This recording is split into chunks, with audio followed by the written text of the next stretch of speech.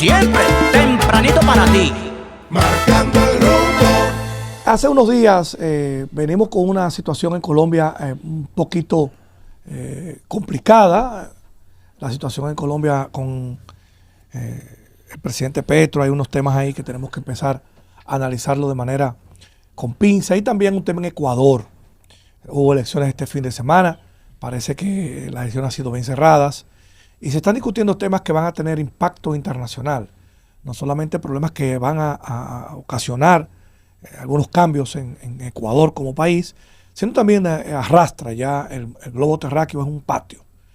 Y países como Ecuador, que son importantes en la economía global, pues cualquier cambio político implica un cambio global. Y para eso tenemos siempre a nuestro experto Alex García, que es el que nos da soporte en este tema, sobre todo un hombre joven y conocedor. No da luz en la oscuridad. Así que Alex está aquí en cabina y gracias por estar con nosotros, Alex. Vamos de una vez a ver qué está pasando en Colombia. Básicamente, hubo una crisis la semana pasada. El presidente Petro ha pedido la renuncia de sus ministros. Otros ya han ido manifestando sus renuncias. ¿Qué ha generado esto? ¿Qué es lo que está pasando? Bueno, muchísimas gracias como siempre. Yo creo que hay varios países de América Latina a los que nosotros le estamos dando lo que se llama seguimiento estratégico. ¿Por qué? Porque son experimentos políticos, en el muy buen sentido de la palabra. Uno está viendo lo que está ocurriendo con Milei porque es una propuesta distinta. Vamos a ver, uno le da seguimiento para ver qué ocurre. Le estamos dando seguimiento mucho a lo que está ocurriendo con Boric. Se le está dando seguimiento a lo de Bukele. Se le está dando mucho seguimiento a lo que está ocurriendo en Colombia y también a lo que está ocurriendo en Ecuador con Noboa. Entonces, Petro, cuando llegó al poder, tenía tres elementos o tres ejes esenciales de su política a aplicar. El primero, el más importante o más famoso, la paz total, que era lograr por fin que las guerrillas o las disidencias de las guerrillas depusieran las armas y se lograra después de 60 años la paz en Colombia. Entonces, la primera propuesta era la paz total. La segunda, la reforma completa del sistema agrario. En Colombia, uno de los grandes problemas que existe es que pocas manos tienen la mayor parte de las tierras y, por tanto, el cultivo y demás, lo que aquí se hizo con Balaguer en los 12 años, la reforma agraria, es un pendiente. Y el tercer elemento era reformar el sistema, de los grandes, ¿no? Reformar todo lo que tenía que ver con el sistema social. Ahí estaba sanidad, asistencia, salud, porque una gran parte de todo ese conglomerado de acción social sigue siendo privada. Cuando llega al poder tiene un gran problema porque no tiene la mayoría en el Senado, sigue siendo un Senado conservador y él no ha podido impulsar la mayor parte de sus medidas, ¿no? Sobre todo la paz total. El ejército, el ELN, ¿no? El Ejército de Liberación Nacional no ha llegado a aplicar los acuerdos a los que se han llegado, por ejemplo, el desarme. Y hace una semana, y quizás es lo que ha desembocado en la última crisis, hace una semana, él decidió transmitir en vivo una junta ministerial, donde estaban sus principales ministros, donde estaban los principales grupos de poder representados en su gobierno. Y eso salió muy mal, porque en el medio de la transmisión, que duró 5 horas, un consejo bastante grande, él estaba tratando de exigirle a sus ministros que rindieran cuentas y los ministros se les rebelaron, ¿no? Diciéndole, bueno, lo que pasa es que usted no me permite hacer tal cosa, por tanto usted no puede esperar tal resultado. Bueno, y si no hay fondo para esto, usted no puede.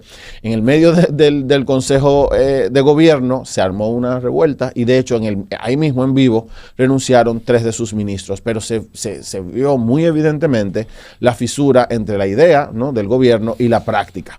¿Qué tiene a Petro abrumado? ¿Qué es lo que lo tiene desorientado? Yo creo que 3 elementos. Él no ha podido aplicar casi el 80 o 90% de sus medidas. Pensemos, él quería hacer una reforma como nosotros, ¿no? Universalizar la salud pública. Eso no se le ha permitido.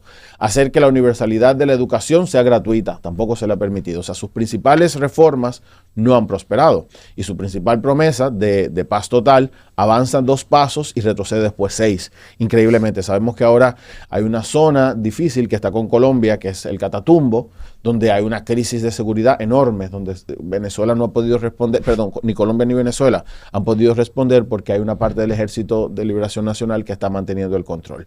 No ha podido frenar el auge de la cocaína, no lo ha podido frenar. Entonces sus principales propuestas no han logrado el impacto que él quería y por eso tiene una crisis dentro de su gobierno. Y al final, antes de ayer, él solicitó que todo su gobierno, no, ayer era lunes, ayer solicitó que todo su gabinete renunciara, ¿no? Una renuncia protocolar.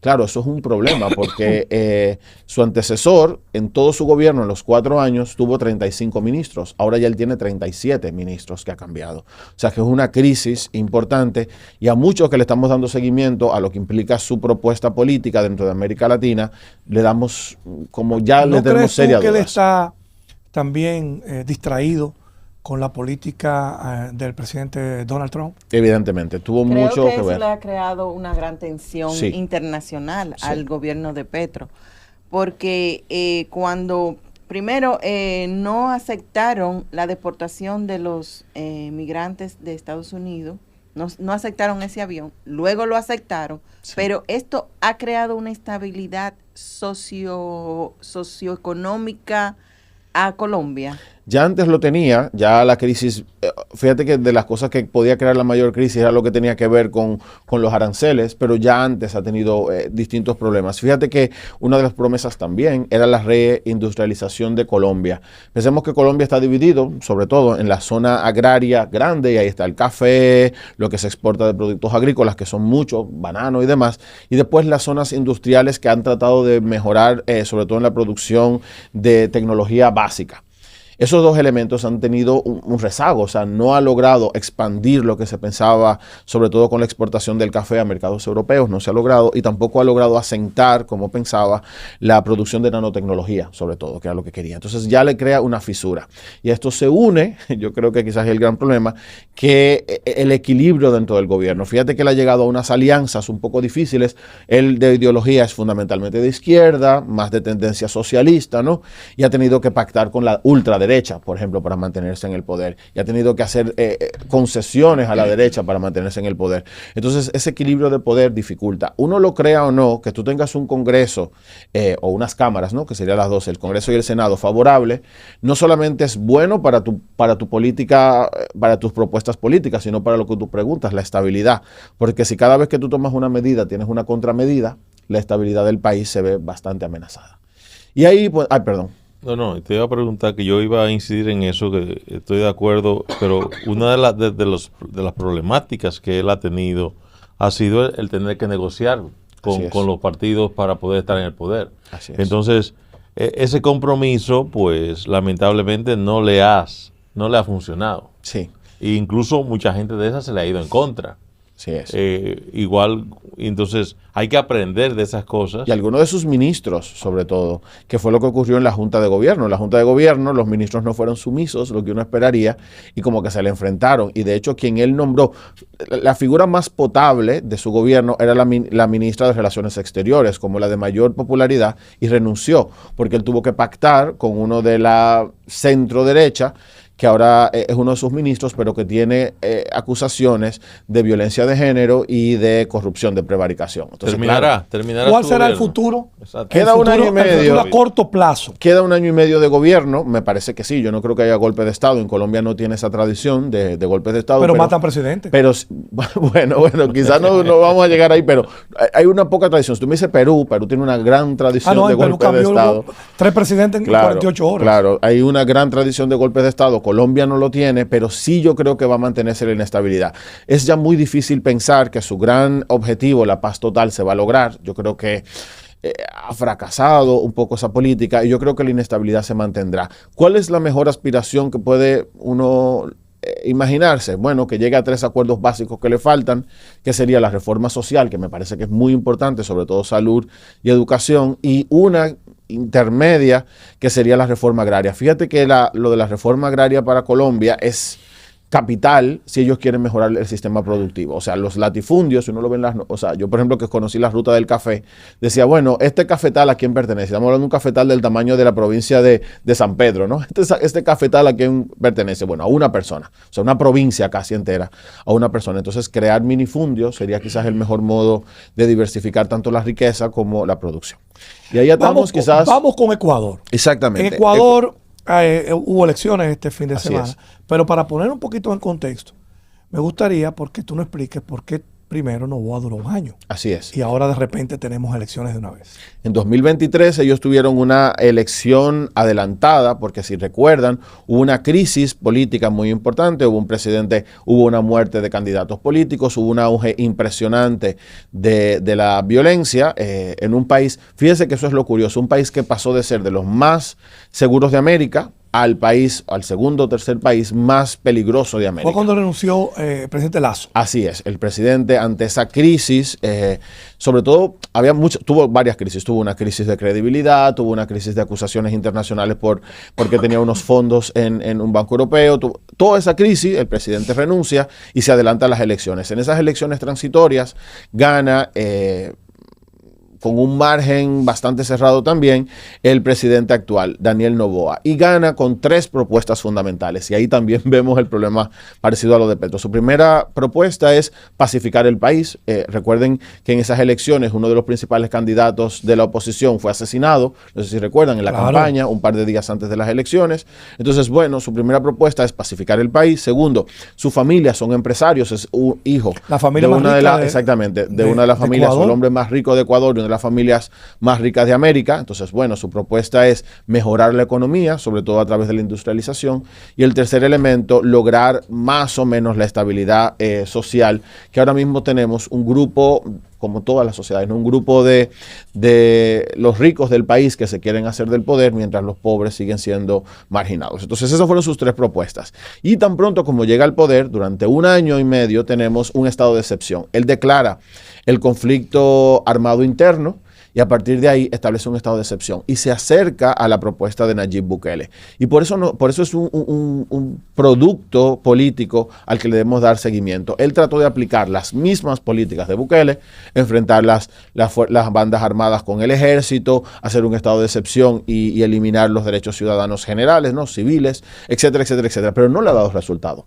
Fíjate que el gran tema para las elecciones era la seguridad, que sigue siendo, ellos tienen, sobre todo en la región del Rosario, así le llaman, tienen una guerra casi armada, donde en un fin de semana solamente en enero, que ha sido el mes más violento de la historia del Ecuador. O sea, en una sola semana murieron 56 personas en un conflicto interno. Entonces no ha logrado la seguridad y por eso en las elecciones esta vez había 18 candidatos y esos candidatos, sus 3 propuestas eran recobrar la seguridad, segunda, el desempleo que ha aumentado. Qué politizado está este país, ¿eh? Ha aumentado. 18 candidatos a la presidencia. 18 candidatos, 18 binomios presidenciales y tenían, como yo les decía, el principal problema, la seguridad, el segundo, el desempleo. Resultados electorales, ¿qué pasó?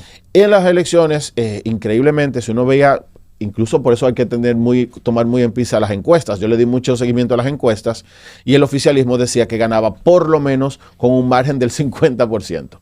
Resulta que en las elecciones menos del 1%, 42,000 o 46, no recuerdo el número exacto, cerca de 40,000 la diferencia entre la votación. Ganó Noboa.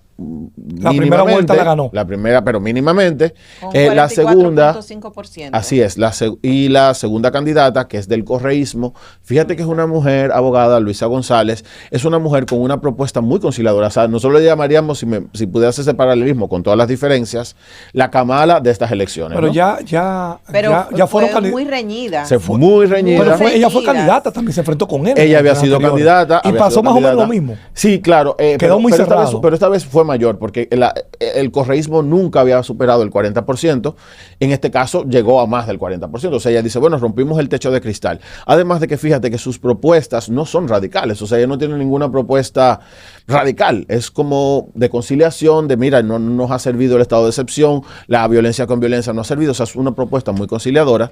Y una gran sorpresa es quien quedó en tercer lugar, que es una propuesta indígena, ¿no? El que ganó el 5% es un indígena con una propuesta súper indígena en el sentido de la reivindicación que quiere. Recordemos que Ecuador es un estado plurinacional, es la constitución quizás más avanzada en ese sentido, igual que Bolivia. Bueno, que tuvo un presidente indio. Exactamente. Tuvo Correa descendiente. Así también. es, pero es la constitución más adelantada en ese sentido, le reconoce derechos a la naturaleza. ¿Por qué Ecuador es tan importante en el tema económico global? Primero porque la estabilidad de Ecuador permite la estabilidad en otros países de la región. Pensemos que es el lazo entre Centroamérica y Sudamérica y por el narcotráfico. O sea, el gran boom de la violencia en Ecuador es el auge del narcotráfico, que no fue siempre así. Recordemos que el paso fundamental era Colombia-Venezuela.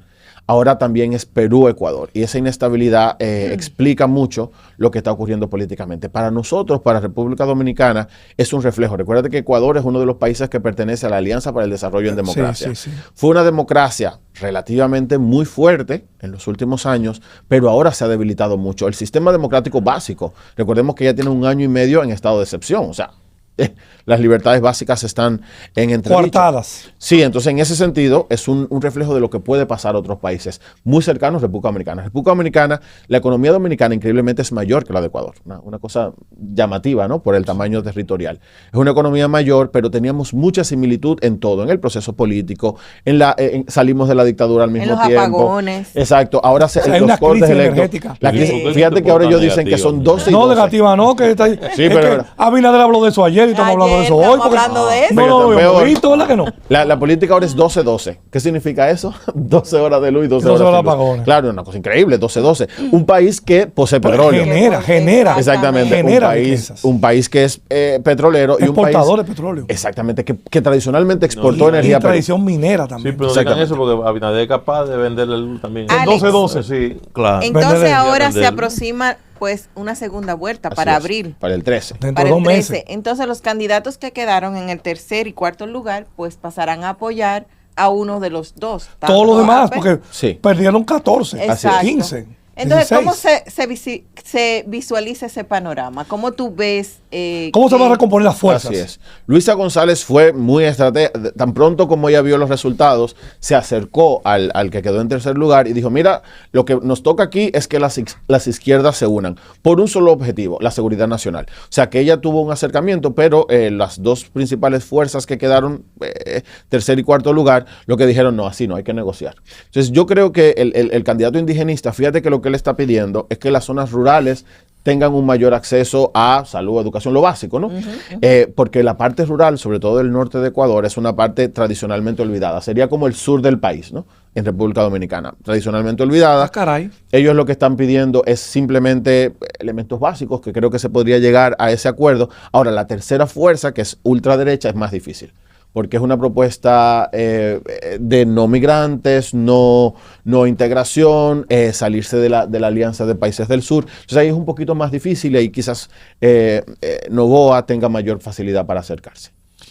Alex, gracias por tu Un participación esta mañana en Marcando el Rumbo. Gracias, de verdad. Siempre nos das luz, como dice Natalie, sobre estos temas de corte internacional. Tenemos un tema pendiente, a ver si la semana que viene pues lo hablamos. Sí. Que es Y lo de la todas estas órdenes integración. ejecutivas que ha firmado el presidente Trump en los últimos días, sobre todo el tema de aranceles. Sí. Parece que esto va a generar un un tema de qué hablar. Y además de que, a propósito de lo que decías antes, un tema que a mí me interesa muchísimo que tocaste, son las políticas de integración en la República Dominicana. O sea, yo he trabajado por mucho tiempo con niños con capacidades diversas, o sea, yo soy maestro para niños con capacidades diversas, y la integración en la República Dominicana es una necesidad. Fíjate, y perdóname, dame un minutico, a propósito de cuando uno va al Instituto de Ciegos, no se llama Instituto de Ciegos, el que está en la Correa y Cidrón, Instituto Nacional de la Ceguera, ese instituto, fíjate que alrededor de ese instituto la posibilidad de que las personas con ceguera pasen es casi nula. No tenemos semáforos con sonido, las ceras no tienen lo que necesitan para guiar el bastón, pero sobre todo no tenemos la sensibilidad social para Esa eso. es la más importante de Yo el todo. otro día me pasé por ahí y recuerdo que estaba pasando una persona invidente y le estaban pitando. Entonces tú dices, espérate, tenemos un problema. Y la integración, la gente siempre aquí en República Dominicana dice, ¿qué hace ese ciego en la calle? ¿Qué hace ese sordo en la calle? Pero ¿Qué hace bueno. ese inválido? Pero Entonces, bueno. no, espérate. Así no. Nos falta. Y cierro con esto. Yo hace un tiempo tenía un estudiante que tenía problemas de movilidad, estaba en una silla de ruedas y queríamos ir a ver una película que se llamaba Lo que siento por ti, algo así, que era de integración también, ¿no? Y yo dije, bueno, vamos a ir al cine con todos mis estudiantes y me tocó salir a buscar qué cine tenía accesibilidad. Y resulta que de todos los cines que fui, solamente dos en ese momento, Diamond Mall y Blue Mall. Entonces tú dices, incluso, y después durante mucho tiempo, cada vez que yo iba a un lugar me preguntaba, me reservo el nombre, fulanito de tal, pudiera entrar aquí. Y rara vez yo encontraba un restaurante, un baño o un espacio público donde tuviera el acceso mínimo. Comenzando el día, informando, analizando al mundo. Aquí llegó